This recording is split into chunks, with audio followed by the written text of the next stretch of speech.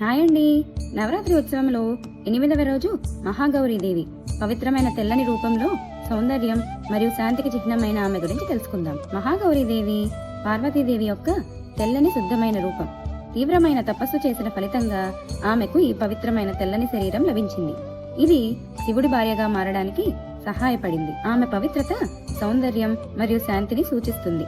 మహాగౌరీదేవి 4 చేతులతో కనిపిస్తుంది. ఆమె చేతుల్లో త్రిశూలం, డమర, అభయముద్ర మరియు వరముద్ర పట్టుకుని ఉంటుంది. ఆమె వృషభంపై స్వారీ చేస్తుంది.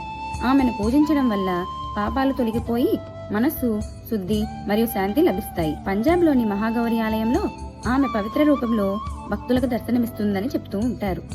ఆమె ఆరాధన మన ఆత్మను శుద్ధి చేస్తుంది మరియు మనస్సుకు శాంతిని, స్వచ్ఛతను అందిస్తుంది.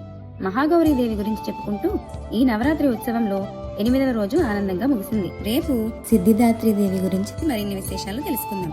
ఈ రోజు పూజలో మీ అనుభవాలను కామెంట్లో పంచుకోండి. ఇలాంటి మరికొన్ని వీడియోస్ కోసం నా ఛానల్ని సబ్స్క్రైబ్ చేసుకోండి.